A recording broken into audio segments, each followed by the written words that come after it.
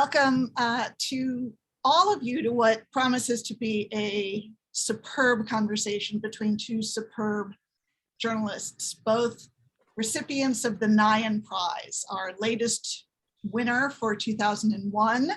Steve Lopez, interviewed by a former winner from 2008, David Von Drehle. I'm Nancy Gibbs. I'm the director of the Shorenstein Center here at the Kennedy School. And it is such a pleasure each year to have a chance to award this prize. It honors a US-based political journalist who covers politics and social policy in the public interest, and importantly, embraces the ideal that political journalism should center everyday people and hold the powerful to account. The prize is named for and honors David Nyhan, the columnist and reporter at the Boston Globe for more than 30 years, whose writing acted as a voice for those whose voices are seldom heard. David was a Shorenstein Center Fellow in the spring of 2001 and is remembered to this day very fondly by all of those who knew him here. In his eulogy of David Nyhan, then Senator Edward Kennedy said, quote, "Dave was a man of amazing talent, but most of all, he was a man of the people who never forgot his roots. In so many ways, but especially in the daily example of his own extraordinary life, Dave was the conscience of his community." We are so grateful to the entire Nyhan family and many friends for their generosity in establishing this award, and also to the founding selection committee who knew David personally and chose many worthy honorees for this prize. This year's selection committee consisted of Derek Z. Jackson, Nancy Kaffer, Tracy Powell, Professor Tom Patterson, and Olivia Nyhan. I know what a challenge it is to choose among some of the most gifted, brave, and compelling voices of our time. So I thank them particularly for selecting this year's winner, Steve Lopez, from a large list of nominees. Leading the discussion today is the 2018 prize winner, David Von Drehle. In the spirit of full disclosure, David and I go back a very, very long way. So I'm in a position to attest to his unmatched gifts as a columnist, a critic, a historian, and a friend. From his lookout tower in Kansas, his columns for the Washington Post are a kind of moral searchlight, revealing both what Gibbon called the crimes, follies, and misfortunes of mankind, but also the heroes and the marvels and the mysteries of our shared experience. Somehow in his free time, Dave raised 4 remarkable children and produced 4 extraordinary books, including the award-winning bestseller Triangle, The Fire That Changed America. I know whenever I feel confounded or dispirited, or when I don't know what to think about something occurring in our politics or our culture, my reflex is to reach out to David and see what he's written and how he makes sense of this extraordinary time in our history. So I can't wait to see where these two remarkable journalists go together in the next hour. David, over to you. Nancy, thank you very much. And it's great to see you this morning, if only virtually. This is a great honor to be a part of this program, to carry the distinction of being a Nyhan Prize winner. When I received this award, I remembered the first time I met David Nyhan, and all that Nancy said in praise of him is accurate, and even more than that, he did it with a flair, a personal savoir-faire that I don't think any political journalist has ever matched. David filled a room like a movie star. He was personally charismatic, handsome, and a bit of a swashbuckler. And we all, everyone looked up to him. He was the kind of person you heard about before you had a chance to meet him. And we miss him very much. I love that this Nyhan Prize is for political journalism because David practiced a certain kind of political journalism that is important to preserve.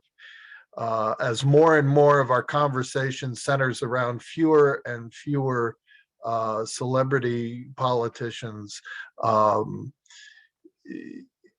David wrote, as Nancy said, about the politics of the people.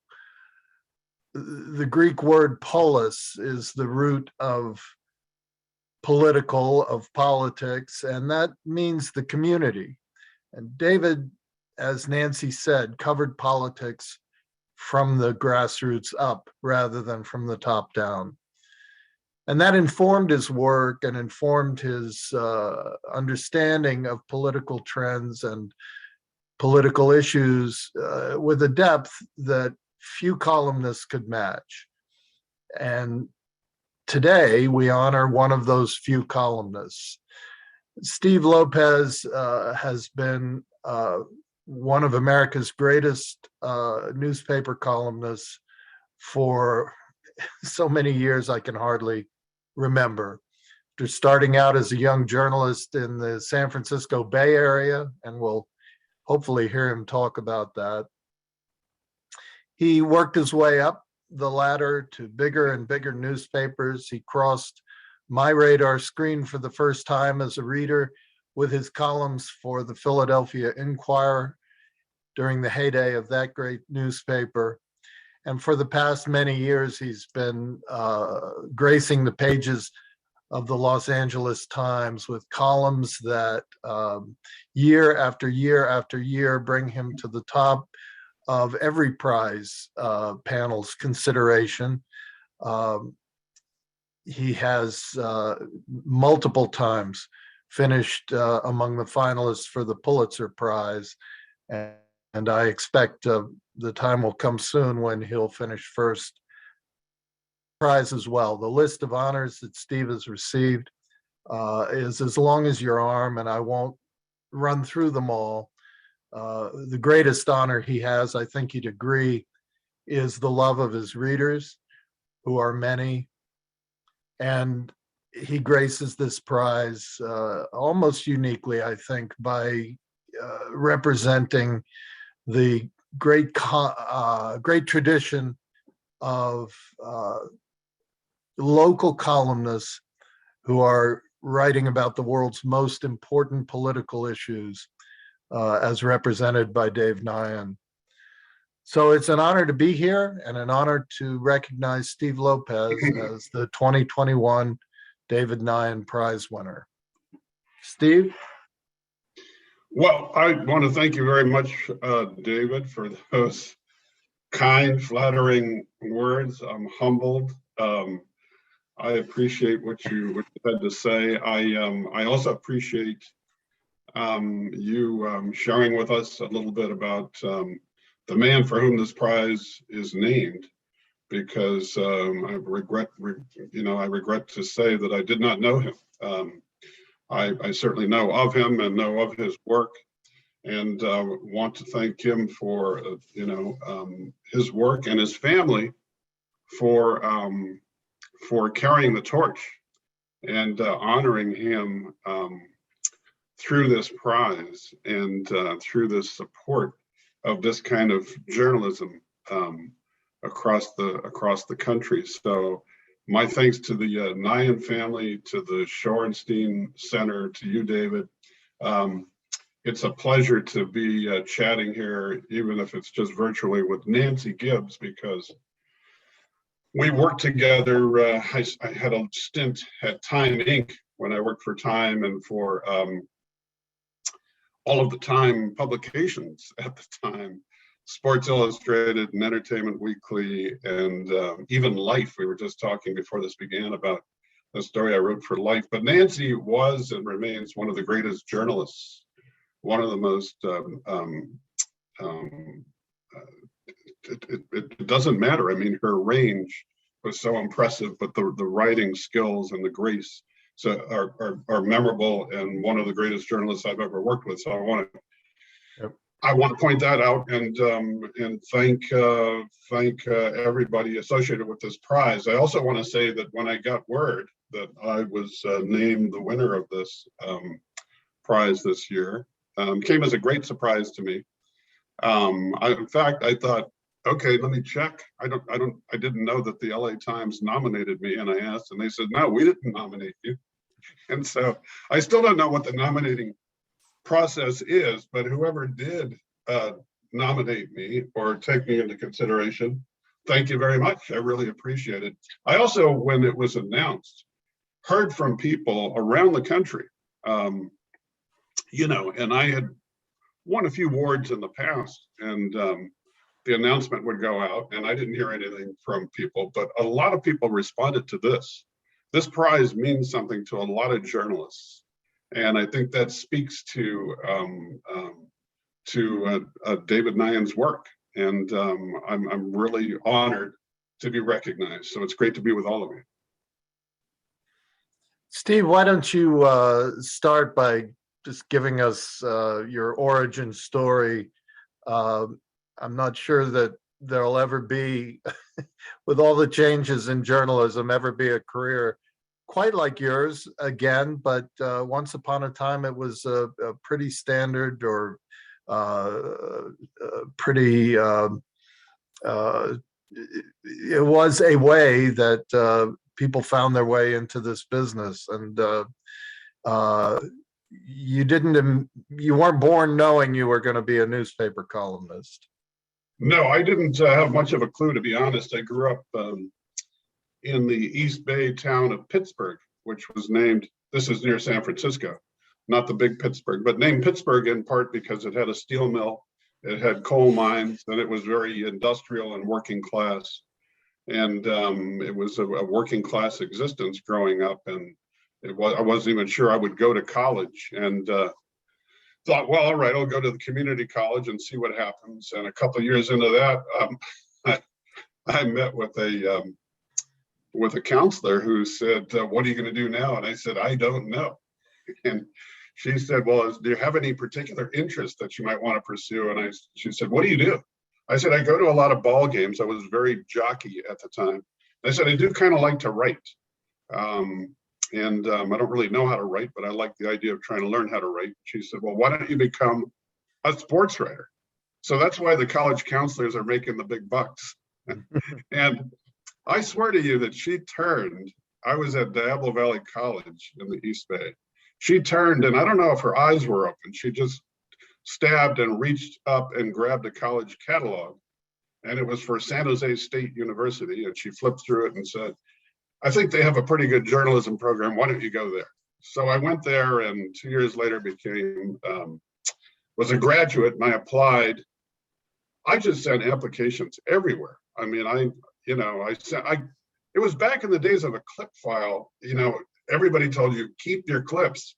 So if I wrote, something on the school menu or something, I put it in my clip file, and I sent these things all around, and I'd go to a Little League game and write a story about it. And I sent this stuff and heard virtually nothing from anybody. I was just shut out. And it was partly because this was Watergate time, and there were thousands of journalism majors, and the field was flooded and not that many openings. Maybe it was a little different for sports writers, but not much. And then I saw an ad. I was looking through the classified ads of the San Francisco Chronicle, looking for any job because I needed to start earning a living. I wasn't looking for a journalism job in the classified. And I saw a sports writer and a phone number. And I dialed the number, and it was a sports editor of the Woodland Daily Democrat named Gary Trainum. And I said, you got to hire me. I'm going to send you my clip file. And he said, we've about closed this thing. We're ready to hire. I said, no, please. I'll drive them over. I'll do anything. So I ended up getting hired to the Davis branch of the Woodland Daily Democrat. And here I was. I thought, I'm a sports writer. I'm a professional sports writer. I've got my college degree. Now what do? Well, I'm covering adult softball in the evening and Little League baseball on weekends, $135 a week. I couldn't pay my rent And so then I started looking at trying to make the move, keeping a clip file, go to the next biggest paper and the next biggest and the next biggest. And I actually made my way to the Oakland Tribune, where David, I was terrified because there was an opening for a general assignment news reporter. And I'm embarrassed to have to admit that back then I did not read the news section of the newspaper. I read the sports section because I wanted to be a sports columnist for the Chronicle or the Oakland Tribune. And I got the interview. I knew somebody there. They hired me. And that was the beginning of my awakening, because as we know, newsrooms are filled with smart, curious, interesting people. And it was really the beginning of my education. And I wanted to read the books that my colleagues were reading. And every assignment was an education. And whether it was courts or it was crime or it was a school board meeting, it was a learning experience. And it's been my continuing education for the last 50 years. It's still a situation where everything that I write about is I meet somebody new and interesting. I learned something, and that's what I'm so grateful for and feel so lucky about in this business, is to be able to parachute in and find another story and come out maybe a little bit wiser. It is the great career for people who want to learn and enjoy learning. Couldn't agree more. But you've kept your curiosity up to a degree that few journalists do. At what point did you become a columnist, or the sort of columnist you are now? Well, when I was at the Oakland Tribune, I had been there. I was there for 6 years, and we had 4 owners. I should have known then that maybe there was something in this business that, it was a red flag. Things are changing, but literally 4 owners. It went from the Senator Nolan family to Combined Communications of Cincinnati to Gannett, and then Bob Maynard bought it. And Bob and Nancy had been working at the New York Times and the Washington Post, and Bob had started the minority journalism program at UC Berkeley. And he not only became the editor of the Oakland Tribune, he bought it. And so here was Bob, and Bob said, why don't we have Metro columns in this newspaper? And he asked me if I wanted to write one. And I, at the time, had been reading a lot of Royko and Breslin, and feeling a little bit constrained maybe by being a general assignment news reporter. I wanted to sometimes write funny. I wanted to sometimes express myself. I wanted to do something more personal. And so when Bob said, "Are you interested in a column?" I said, "Oh yeah, sure." So I started writing columns at the Oakland Tribune. And I tell people this and they think that I'm exaggerating, but I am not exaggerating when I tell you, David, that these were without question some of the worst Metro columns written in the history of American journalism. And I know this because my mother, many years into my career, visited me, and she brought with her a shoebox. And I thought, oh, that's great. Mom has probably made me my favorite cookies and brought them down for me. And I opened the box, and she had clipped out every one of my Oakland Tribune columns. And she had saved them and thought that I should have them. So I thought, well, thank you. That's very nice. I didn't clip them out. I was no longer keeping a clip file. So we were sitting in the living room, and my wife was giggling. And I looked over at her, and she was looking through the columns. And I said, "Are they pretty funny? I mean, I haven't seen them in years. Are they pretty funny?" She said, "Oh my God, they are horrible. These are really, really bad. I can't believe you wrote this stuff." And I said, "Oh, come on, let me look."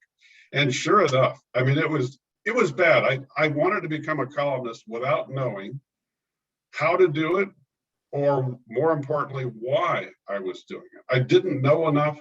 I didn't have enough to say.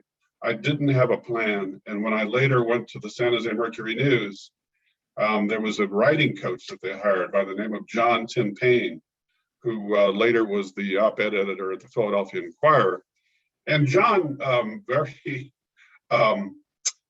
looked through my work and said, every one of these is like a bad imitation of a well-known columnist.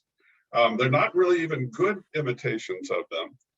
And then beyond that, there's the bigger problem, which is you're not supposed to write a column like somebody else writes a column. You're supposed to figure out what kind of a columnist you are, and I don't know what your voice is. And it was the beginning of me trying to figure out what that meant. What is your voice? And, you know, for a long time, I thought it was mostly what you write about. And then I learned later on that maybe even more important was the question of why do you write? What do you want to say? What do you think needs to be said that is not being said? And why are you the guy to do it? What in your personal experience, what compassion or empathy or curiosity do you have that allows you to put whatever you gather through a lens and reflect it back out there, and it says something not just about the topic, but about you and who you are and what you believe. And that is a process that does not end. That's not something that, okay, now that I know that's how you do it, I'll have that taken care of in the next month or two. I think that's something that evolves as you evolve as a person, as a writer. And I think if I were writing the same column today that I wrote 10, 20, 30, 40 years ago, it would not be very good at all. It's something that changes. I've changed and the column has changed. So it's this evolutionary process that makes it more fun, more interesting. For our younger viewers, Steve mentioned Royko and Breslin. That's Mike Royko, the legendary Chicago columnist, and Jimmy Breslin, just as legendary in New York City.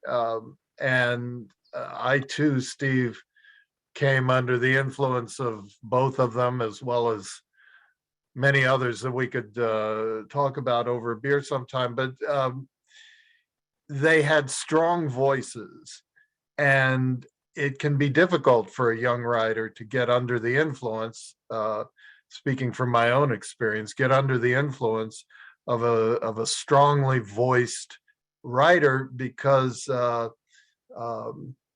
as T.S. Eliot famously said, young poets imitate. He says mature poets steal. And that it's easy to think that the voice is the substance, right? That you start with style. Your voice is I would say a much quieter voice than those columnists, so just as strong, but yours really starts with reporting. Would you agree? Well, you know what? As you were saying the word reporting, I was thinking, how am I going to answer this? I'm going to say that I decided early on that I'm not interesting or smart enough to. I don't know enough about anyone. I'm a generalist. I'm always on the low end of the learning curve, and so you have to be careful and not say more than you really know. And there was a time when it seemed to me that columns were going in the direction of just speak up, hold forth, lay people out. And I did some of that. I have to thank an editor at the, I'm thinking of dozens of editors through my career who helped me find my way. But the one I'm thinking of now in particular was Jim Naughton, the late Jim Naughton, who was managing editor at the Philadelphia Inquirer. And when I got to Philadelphia, I really felt a connection to that city and felt like I knew how to write the column and what I wanted to say. And I got lazy. I thought, wow, this is really working for me. And I wrote columns without leaving the office. And the column was done and I went home thinking, yeah, that was a good one. My mother, I'm sure, was putting them in the shoebox to embarrass me with them later. But Jim Naughton approached me one day and said, you know, maybe if you put a little more work into these, we'd see some better results. And you can't with a column. You can't coast, you can't glide, you can't just go through the motions. You can't ever think like you have it. It's about the column and you changing. It's like there's a narrative going on here, and you need to get out and start reporting again. And I was so offended, and I was so mad at him, and I thought, what the hell does he know? And it wasn't, you know, more than maybe a couple days or a week when I realized he's exactly right. I am not the kind of columnist that I was trying to be. I'm not going to pontificate. We have people who write columns that do not involve leaving the office, leaving the desk, interviewing anybody. We need those columnists. They're essential. It's part of an important conversation now as much as ever. But I am not that kind of columnist. And I was trying to be one and thought I was succeeding, and I was failing miserably. And I learned then that all I had was an ability to get out, meet people, find a way to connect with them, and write about whatever public policy issue was in play, whatever politician was yakking about this or that, through the experience of real people. And that's why I'm so honored to be receiving this award today, because that's what I set out to do during the time when I was in Philadelphia. And I won't tell you that I never ever see something that needs to be said and I pontificate. And I do sometimes write a column where it's like, this guy doesn't know what he's talking about and needs to be held accountable. And I don't need to run out and interview 12 people to do that column. But for me, the essence of the kind of column I like to do, it's an old-fashioned Metro column, involves a lot of reporting. And so for me, the reporting, without the reporting, my columns are pretty flimsy. I need to get out there and bounce ideas off of people and write more about them, I think, than about me. Here we are talking about voice and who I am, but it's really my subjects who are, you know, central in my columns. That's kept me going, because that makes it more interesting. I mean, each week it's who am I going to meet and interview and talk about? So yeah, reporting for me has been the key to trying to keep the column fresh all these years, almost 50 years of writing these things. One of your most famous encounters when you got out of the office was with a homeless man that you met. Eventually, his story became nationally famous, became a movie. Maybe you could tell us about that. Yeah, I was in downtown Los Angeles.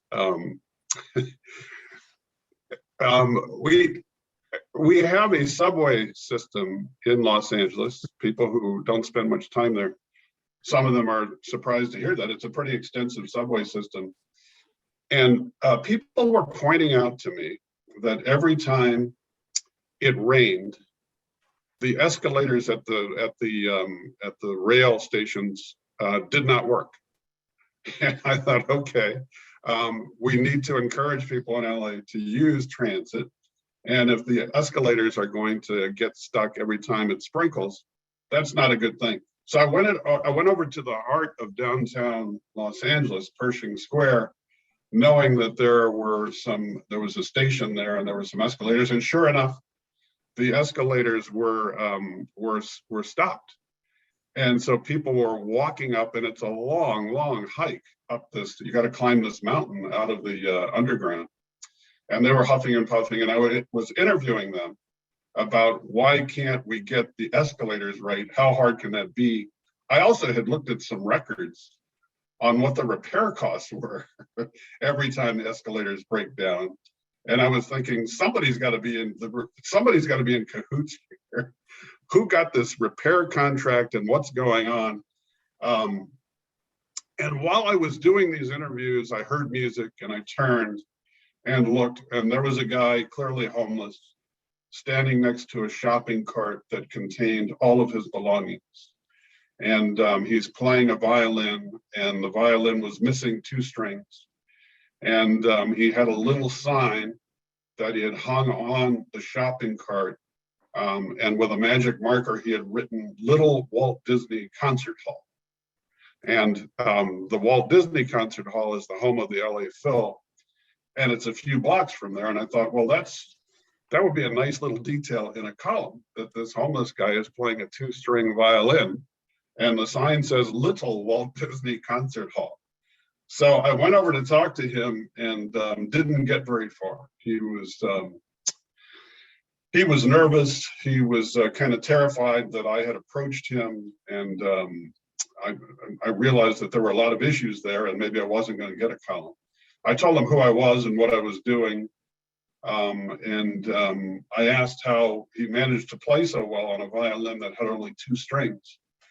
And he said, oh, I don't play that well, but I'm just trying to get back on track. And I said, well, why do you play here? I mean, it's drizzling and it's noisy, it's busy, and you don't have the violin case open. This wasn't a street musician playing for money. And he said, he pointed and said, I play here because of the Beethoven statue. I play here for inspiration. And I thought, okay, there is no Beethoven statue. So I turned and looked, and there was a Beethoven statue, because the Symphony Hall used to be on that square, and Beethoven was outside. And when the LA Phil moved up the hill, Beethoven stayed behind. So here's a homeless guy playing next to the Beethoven statue. And I thought, okay, this is going to have to be a column. I got to get to the bottom of this. But he was not ready to talk, and so I put it on my list. I kept that yellow legal pad filled with column ideas, most of which never work out. But I had that one on there, and I had it circled Violin Man. And I thought it was just such a powerful image that this guy, wherever he came from, was trying to get back on track. What did that even mean? And, you know, why? I thought, let me go and get the missing 2 strings. And let's see what it sounds like with 4 strings. And so I went looking and couldn't find it. And I had told him that I worked for the LA Times. I had told him that I wanted to write about him. And maybe a few weeks later, I was driving to work one day and saw him in a different location. And it was the same thing. He was playing the 2-string violin. I stopped, and he was still wary of me, but a little bit more engaged. And I asked him why he had left Beethoven and moved over here. And he said, I've lived in Cleveland, New York, Colorado. Sometimes it's hard to remember where I am. But when I look up at that building, I know where I am. And I looked at the building he was pointing to, Los Angeles Times. And I said, the LA Times? And he said, yeah, don't you work there? Wow. And this was the beginning of our relationship. Every time I went back, he gave me a little bit more of his story. And there was the day when he was scratching names on the sidewalk with a rock. And I asked who those people were. And he said, those were my classmates at Juilliard. And I said, you went to the Juilliard School for the Performing Arts?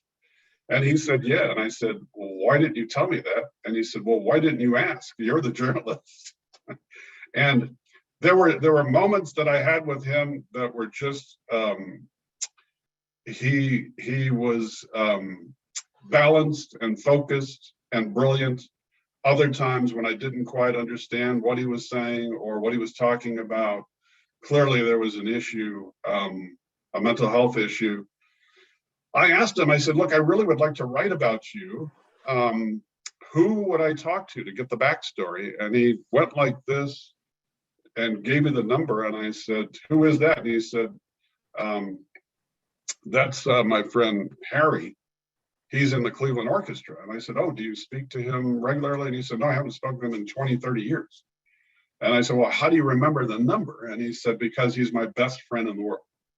Oh. So I go back and dial the number, and I end up speaking to Harry Barno of the Cleveland Orchestra, who breaks down on the phone and says, that was such a great kid. And when he was at Juilliard, he had a break psychotic break. He was diagnosed with schizophrenia.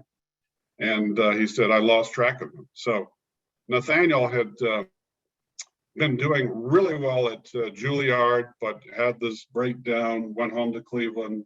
His mother died. He took a bus to LA, thinking his father was there, wandered the streets, found Beethoven, and decided that that was home. So that was in 2005. We're still buddies. Last week, what is today? Monday. Last week, I went to see him. He's in a rehab center. I took my guitar.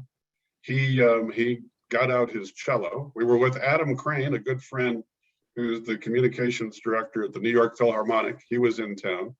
Adam is the guy who gave us access to Disney Hall, the big Walt Disney Concert Hall. Nathaniel and I would go to concerts. We'd meet the musicians. We'd be escorted to our seats.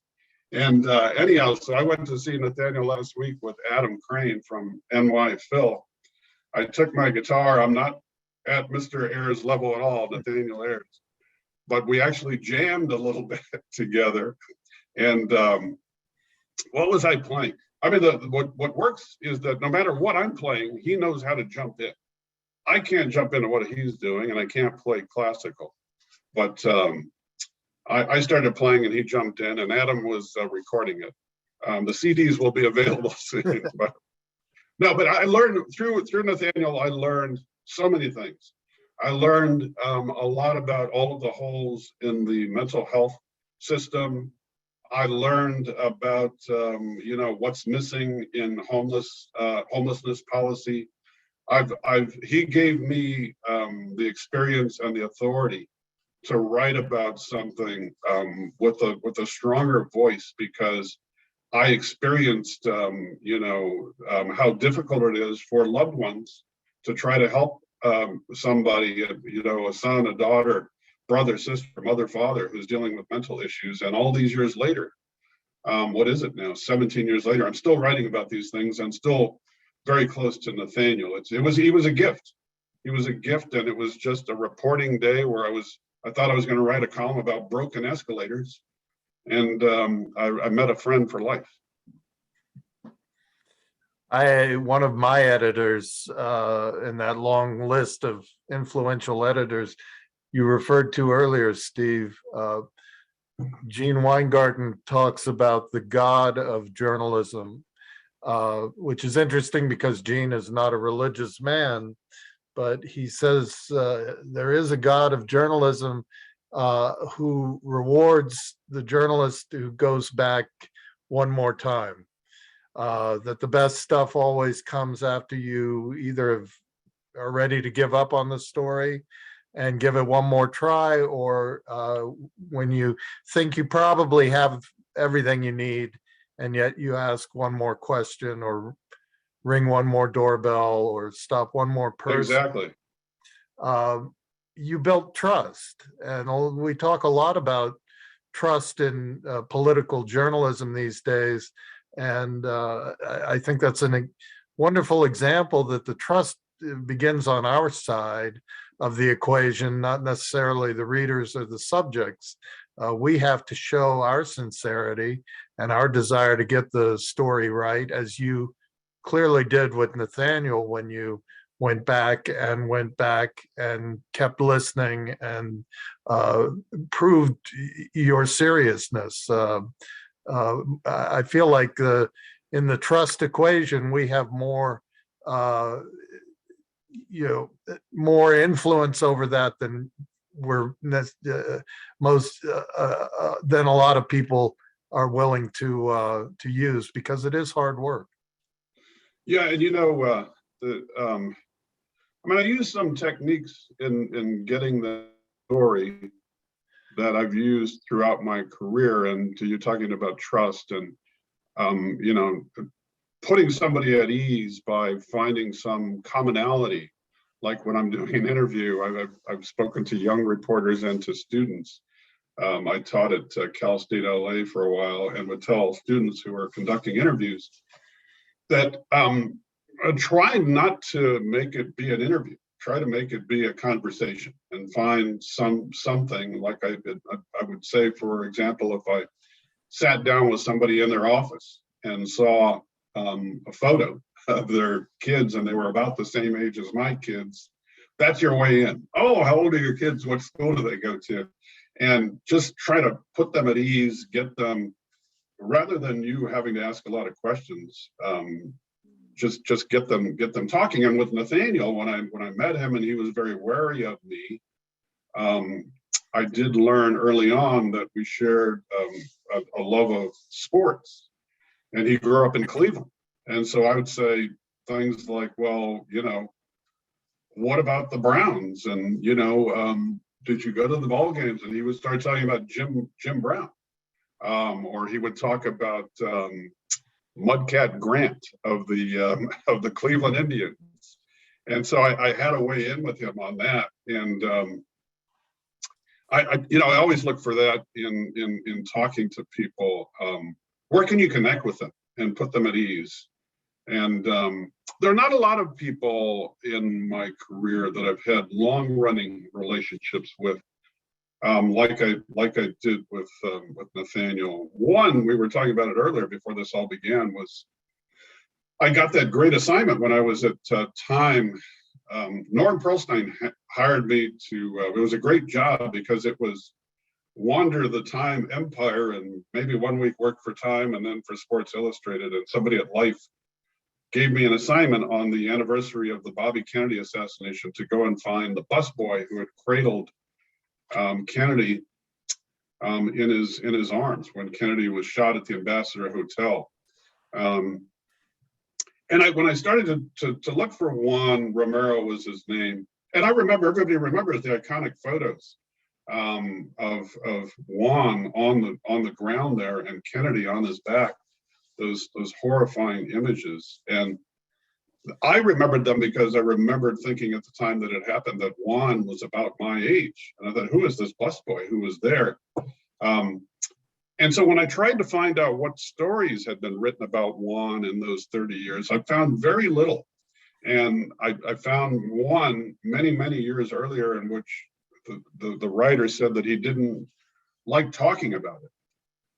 And so I managed to find out that he was he worked in construction, that it was in the San Jose area, and I couldn't find the place where he worked. And I thought that's probably a union job.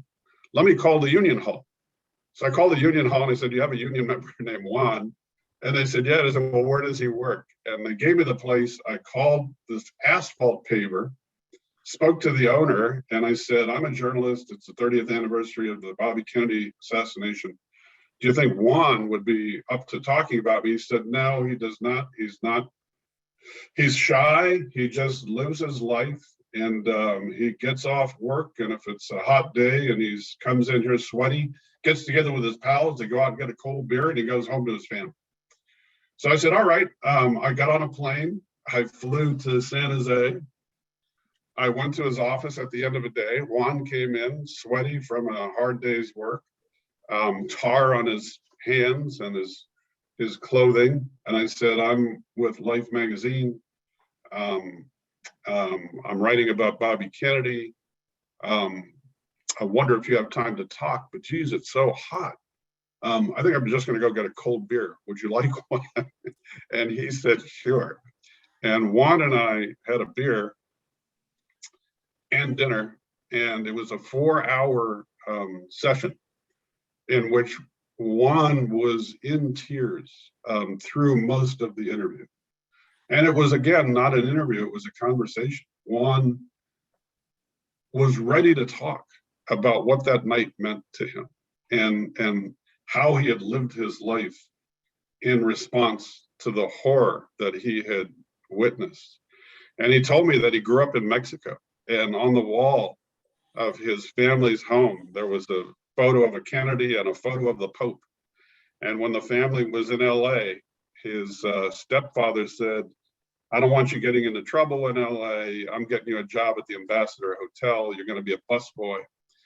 And when Juan found out that Bobby Kennedy was staying at the Ambassador, he went to all the other busboys and he said, if Bobby Kennedy calls for room service, I'll do anything you want. I'll pay you. I want to deliver the food. I want to shake his hand and meet a Kennedy. And a call came in for room service. Juan went up, and as Juan told me, when he held Bobby Kennedy's hand, Bobby looked him in the eye, and Juan said he felt like a man for the first time. He felt recognized, and he felt like it didn't matter that he was an immigrant. It didn't matter that he was a mere busboy. A Kennedy shook his hand and looked him in the eye. And it's a couple nights later that Juan is making his way through the pantry. Bobby Kennedy has won the California primary. Juan wants to shake his hand again, and as he shakes, he hears the shots and, is down on the ground saying, "Mr. Kennedy, get up, Mr. Kennedy." So Juan had to leave the hotel. He couldn't stay there. He had to leave the state. He just couldn't, he couldn't deal with what he had witnessed, with how tragic this was, that he goes from the highlight of his life, meeting a Kennedy, to having Kennedy's blood on his hands. Juan went to school the next day without washing his hands. He didn't want to wash off Bobby Kennedy's blood. He eventually went back, and when I interviewed him for these columns that I wrote, that initial story for Life magazine, he talked about how he wasn't an educated man, but he was trying to live his life in a way that honors and respects the Kennedy legacy. He was trying to live a life of tolerance, God-fearing, hardworking, take care of family, and that's what he did. And he said, "I wish I was able to speak up, especially now with all of the division in the country, about what Bobby Kennedy meant to me." And maybe every few years I would go back and do another anniversary story with Juan, and they were always like this. I was always just so moved by Juan's humility, by just the courage with which he faced each day, even though he remained haunted by this. And Juan unfortunately died of a heart attack a few years ago. But that, in 50 years of meeting and interviewing people, that's one that really still gives me, shivers. It really stands out for me. It was a way to tell just a very human story that a lot of people I would like to think could identify with. Well, it's interesting. We started off with Jimmy Breslin, and I find myself thinking of Jimmy again. Maybe his most famous column of his long and distinguished career was his piece on the day John F. Kennedy was buried at Arlington National Cemetery. And while everyone else was looking at the pomp and the ceremony and the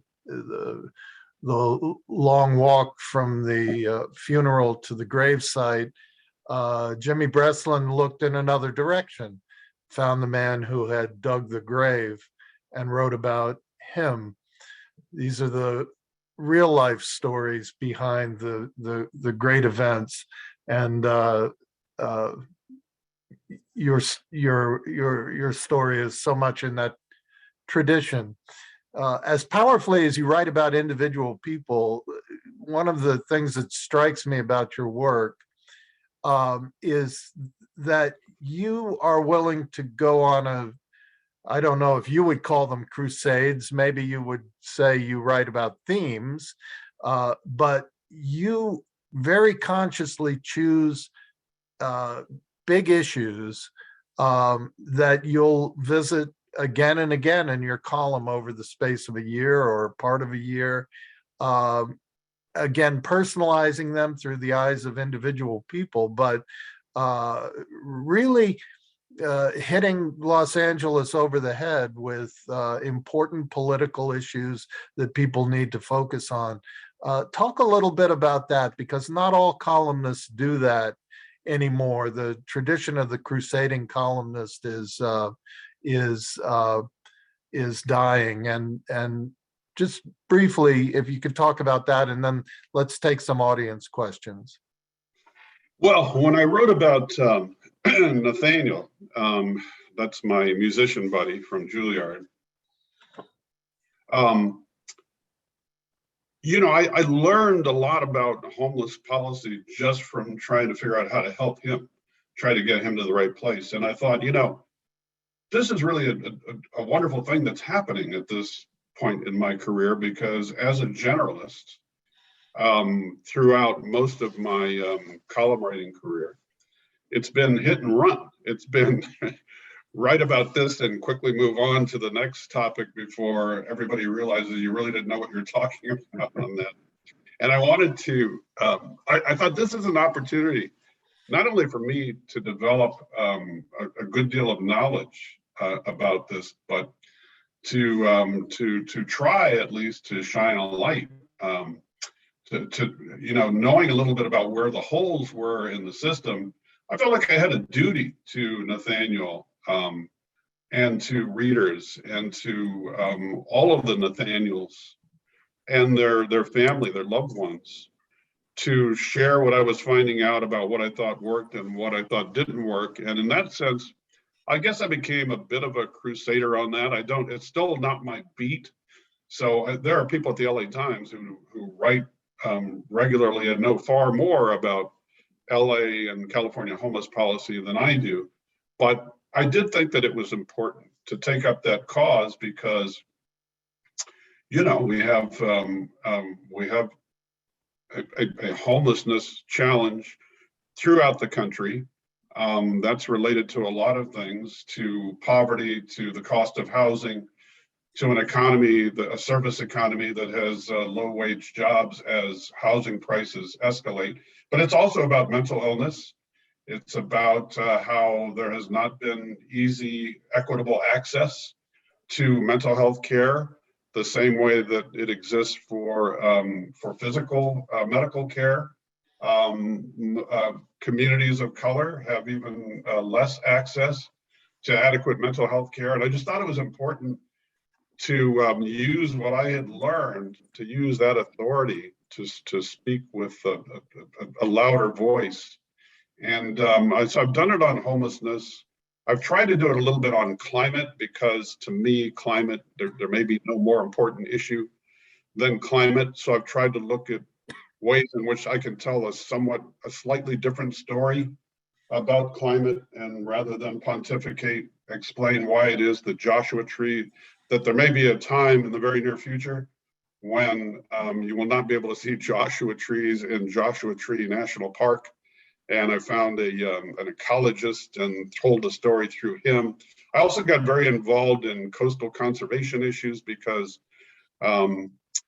access to the California coast has, in many decades and in many places, been pretty exclusive. It's not easy or affordable to get to the beach, and the California Coastal Commission, the agency that regulates that, was, I thought, veering away from the traditional spirit of its mission. And so I spent a year writing about Coastal Commission issues and overdevelopment and limited access in many cases, and homeowners who would deny access to public beaches. So I have gotten involved in a few causes like that. And I like doing that. I like doing that because there are a lot of times when, like I said, it's more hit and run. And that hit and run habit of mine came from a belief that I needed to keep readers guessing. That if I became too predictable, why would they read me? If I was writing about the same subject and having essentially the same thing to say about it, I would lose them. And I guess I don't have a very long attention span. So it kind of suited me that I would see something that interested me, write about it, move on to something else. But it was nice at that point in my career. I mean, I'm close here to the end of my career as I approach 70 and 50 years in the business. And it's been nice to have topics that I know enough about that I can actually write the column and get to sleep without worrying about, did I screw that up? And oh my God, is there still time to call the copy desk and rewrite the lead? So no, I have tried to take up some causes and probably will continue to do so. I mean, climate interests me a lot. You know, income inequality interests me. Racial division is a topic that is worthy of a lot of attention, obviously, and homelessness still, and mental health policy. So, yeah. Our conversation has gone on so long, but I want to see if any audience members have any last questions for Steve. I could keep going all afternoon, but I don't think that's the approved program. Throw up your hand if you have a question. And if not,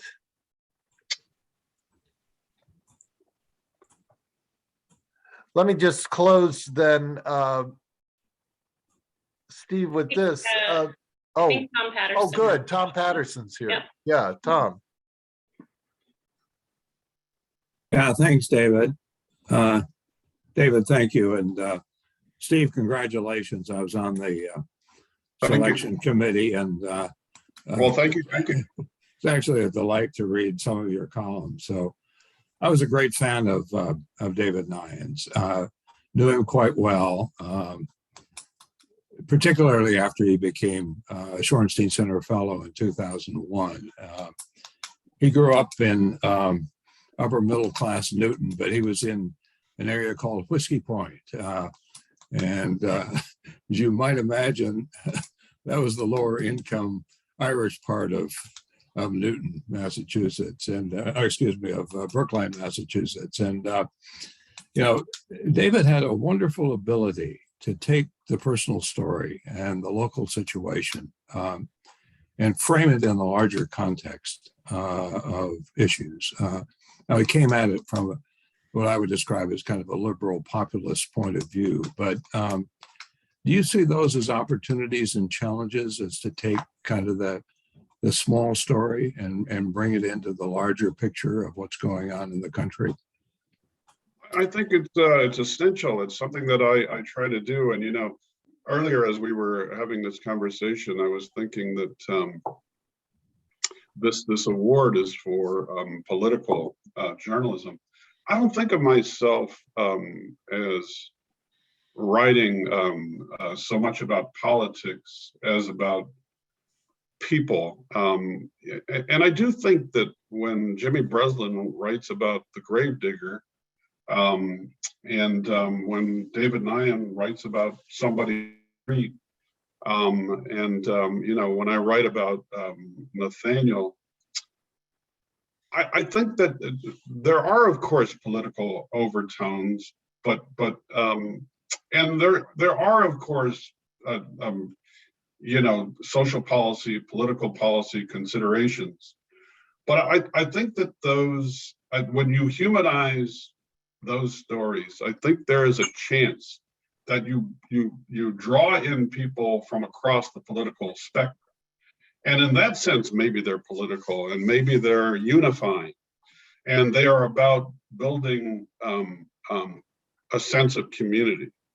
And it can be very discouraging in the current culture of polarization, not just in politics, but in media, and to see newspapers dying, and to see this, you know, metros dying, and, you know, not as many metro columnists as there used to be. It can get pretty discouraging, and I get as much, you know, hate mail as I get a pat on the back. And I was speaking with one of my heroes last week. Sister Mary Scullion is a pioneer in homeless outreach in Philadelphia. I met her in 1985. She was putting on her sneakers and an overcoat, walking the streets of Philadelphia at night, looking for women who were mentally ill, freezing to death literally, and bringing them in. And I told that story when I met Mary. And I think that's a human story. It's also political. It's an appeal to our human interests to get behind whatever political policy and public policy issues might address those needs. In that sense, it's political journalism. So I was having lunch with Mary last week, and I told Mary how discouraged I was, because you know, what I do, what newspapers do, is in decline in so many places. And Mary said to me, Steve, that's why you have to keep doing it. That's why everybody doing this. You cannot lose the faith, Steve. This is more important than ever. Yes, there are challenges. She said, there are challenges for me when homelessness is growing across Philadelphia. It doesn't mean I'm not going to still try to help people. It means that it's more important than ever. And she said, the same applies in newspaper journalism, Steve. You have got to keep doing what you're doing. And she was right. And I had to smile and gave her a hug. And that's a great message for all of us still doing this. These are not, you know, encouraging times. It's a time when we're trying to figure out how to hang on, but we can't lose sight of the mission. We can't lose sight of the David Nyhans, of this great tradition, and try to keep carrying that torch as long as we're able to. Amen. That's beautiful. I think the audience will forgive us if we take David Reno's question as well, and then we'll wrap up. David? Thank you. I kept cutting off. My connection wasn't good. I wondered, many times our view of journalists is one thing, certainly for the Los Angeles Times. For many people, their view of journalism might have been Lou Grant in the fictional newspaper he worked at. Did you know a fellow named Bill Farr, because he was an investigative reporter, ended up going to jail to reveal a source? That's the first question I have. The second one is, you can write about homeless people, but what about the presumptions, assumptions, and programs that cause them to become homeless, and how we have become inured to it? First, a question about Bill Farr. Did you know him, and could you tell about how he got where he was? I did not know Bill, Okay. so I can't really respond to that. So clarify for me what you're asking about. When we write about homeless people, are we writing about how they became homeless? Is that what you're?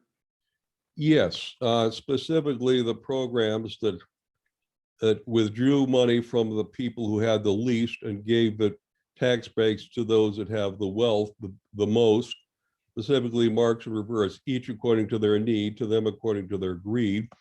And I am a little appalled that we have now adjusted to homelessness as though this were the natural order of things. Yes, I remember when there were homeless people, there were always tramps and vagrants and hobos who did not or could not. We used to have institutions for them.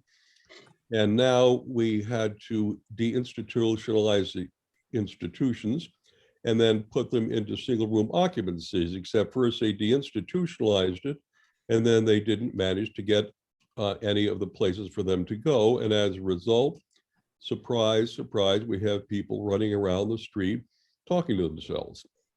Yeah, I can remember. These things didn't happen by coincidence or by an act of God or by a flood or a tsunami. Well, you know what?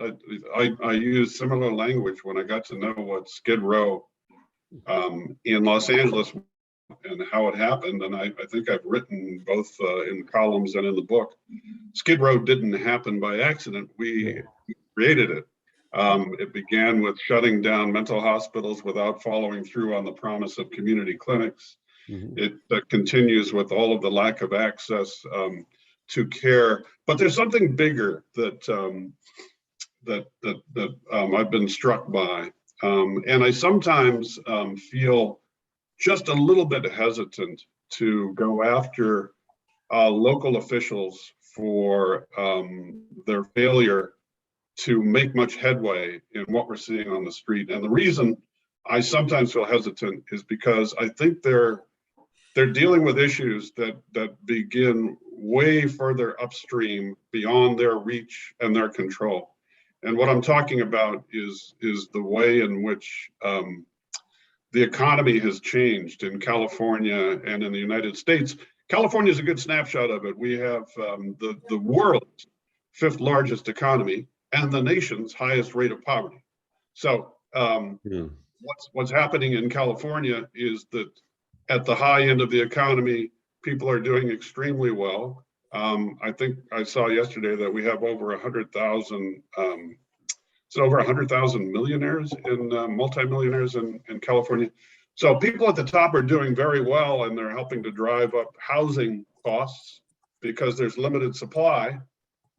And then down at the bottom, you know, the pathways to upward mobility have been cut off. You know, when I was growing up, there were union jobs in the private sector. Now, not so much. When I was growing up, I went to the state university system paying next to nothing. Now there are people who are priced out. And when I was growing up, you could work a living wage without a college education. Now you're working at Walmart and you're struggling and maybe doing 2 or 3 jobs. And I think all of those things that have contributed to homelessness, contributed to the number of people who may be housed but are barely holding on and stressed by that. And I think we have not figured out in this country at any level, federal, state, or local, how to create a new economy that works for more people. And there were a lot of promises in the last couple of presidential campaigns about how, you know, the field was going to be leveled and, you know, manufacturing was going to come back. I think we have some really, really enormous problems related in part to the ways in which the global economy has changed. And that's one reason we see people on the streets. And so I have tried when writing about this to tell the stories of people, not just of Nathaniel, but of others. How did it happen? How did you get out there? And what might be the ways in which you could get back on your feet? It's an enormous topic, obviously. And, you know, there's still so much work to be done.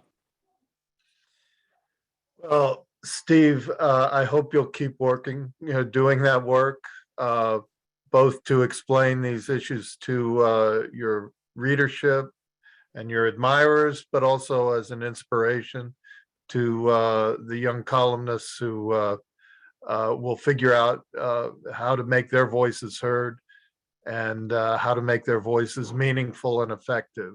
I appreciate everyone for joining us for this conversation. I once again salute Steve Lopez as the 2021 winner of the David Nyhan Prize for Political Journalism. I thank the Shorenstein Center at the Kennedy School of Government and my friend Nancy Gibbs, the director there. And we thank David Nyhan's family, his widow, Olivia, and the rest, for continuing to support the work that he did and the lessons that it teaches all of us trying to follow in his footsteps. Thanks for being with us. Good afternoon. Thank you.